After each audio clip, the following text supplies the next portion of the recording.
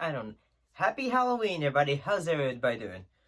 And yes, I'm wearing a Hocus Pocus shirt. It says, "I can't smell children," and they're wearing masks because COVID.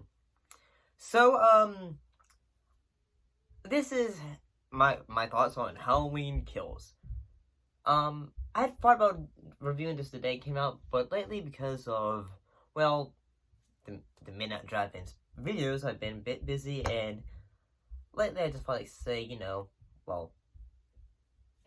I'd probably save some of my thoughts on some reviews until, say, the best and worst of 2021. But, sometimes I feel I don't really put out much content except for the Midnight Drive-In special, so I thought, last video before the end of the month of October, let's go ahead and talk about Halloween Kills then.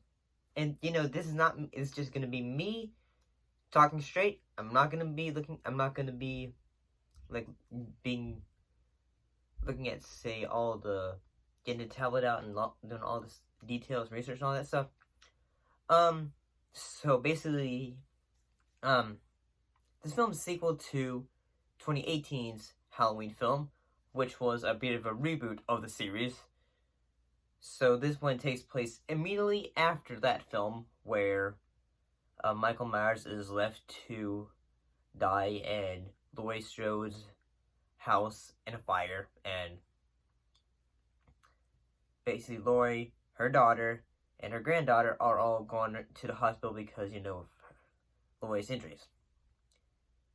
And while that is going on, a group of, Michael Myers survivors are trying to find Michael Myers after they discover he's still alive.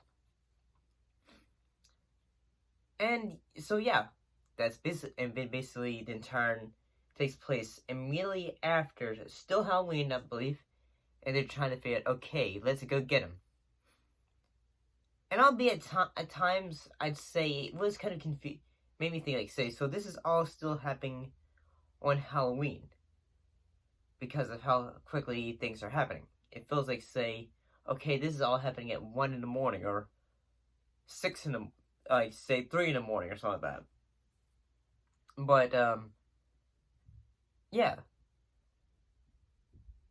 I'm looking back on, when I originally saw the 2018 version. I gotta say, I thought, Laurie Strode's daughter, Karen, I thought she had to be the most, played by Judy Greer in that film. Same here.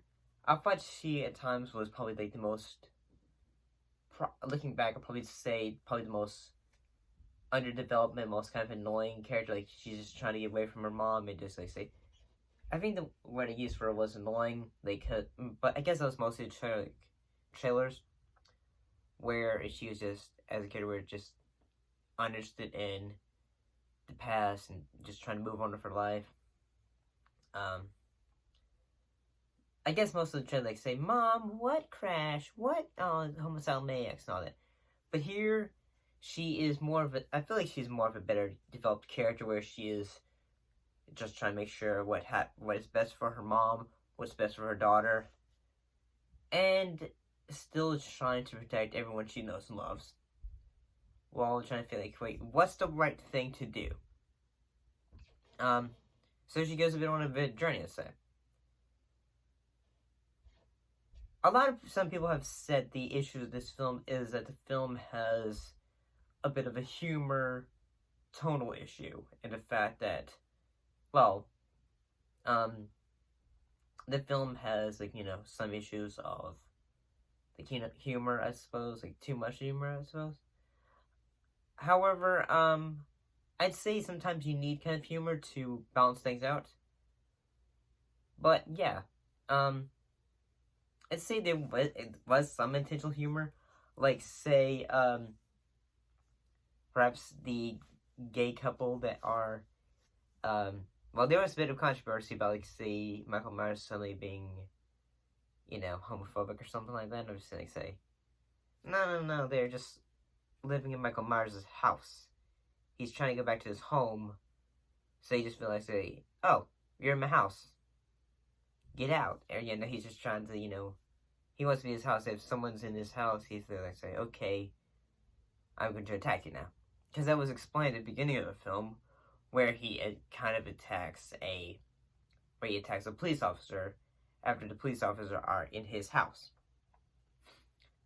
So at times this film has a ton of flashbacks to the past. It's sort of trying to be like, almost like Halloween 2 in a way. And yeah, however, I'd say some of the issues, is the fact that although the gore and, kills in this film are kind of fun, well, for a slasher film, let's say, one of the issues, though, is that it feels like the kills feel like fodder, in the fact, like, say, okay, kill, kill, kill. Oh, sometimes there'd be, like, say, a joking kind of a kill, where it just feels like, say, okay, the kills don't have much of, like, a emotional grab. I'd say the only emotional grab I'd say is at the ending of the film. Keep in mind, I've already spoiled things, so if you haven't seen this film, I'd say, like, you've gone too far, so you probably have no reason to, But, mostly the ending, I'd say, where they kill off, like, say, the granddaughter's boyfriend, his father, and they also kill off Karen. Which I get to say, I wanted to say, gosh darn it, I have to hate this movie now. But at the same time, because at time I thought, like, okay, I like what they did with the role with Karen in the film, and then suddenly she gets killed off.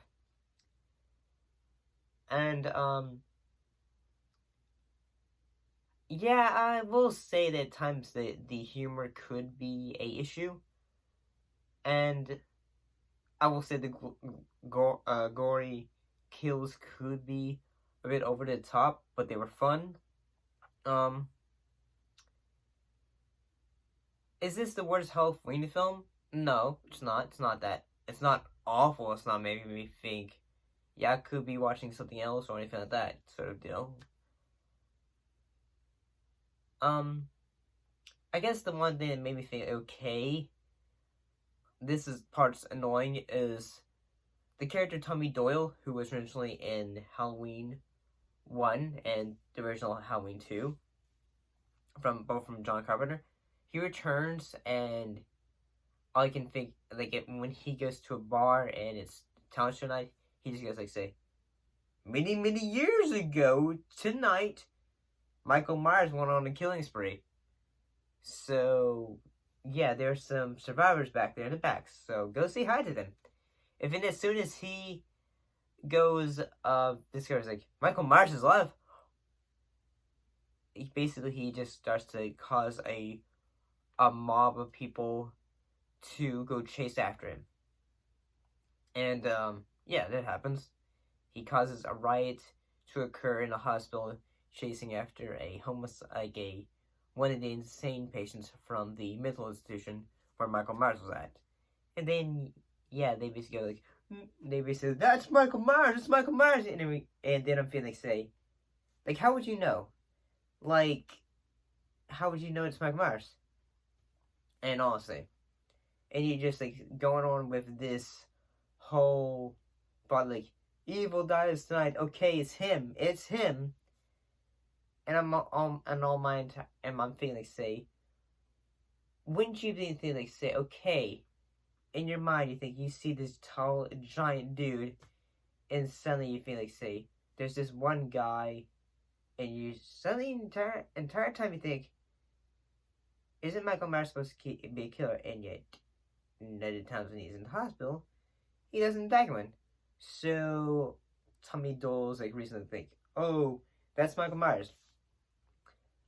And I will say, him dying, like, from the mob, like, no, Michael Myers, killing all of them made me think, like, say, okay, yeah, that makes sense, because none of these people are feeling, say, keep attacking him, don't let him, move, and yet they just say, yeah, which at this point in slasher films is a cliche where, you attack the monster and then suddenly the monster stops moving and then monster gets up. So yeah, that happens. I mean, am I going to say this film's bad? No, it's not. I don't really consider it bad. I wouldn't say it's the greatest Halloween film ever. It's a bit of a downgrade compared to the last film. I will say, at least I had fun with it. I thought the kills in it were, for a slasher film, were actually pretty good. I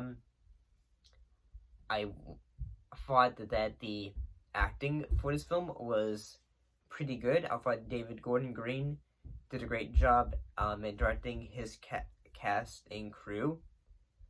And I like the fact that they did a more modern, techno. Well, I like the music for the film, is what I'm trying to say. I thought John Carpenter, if he still did film music, did a great job. So overall, I'm gonna say I recommend checking out the new Halloween. If you hadn't seen it for Halloween, that is. But what are your thoughts? Have you seen the new Halloween? Put your thoughts in comments down below. Let me know. And as always, thank you for watching, and I'll see you next time. Bye.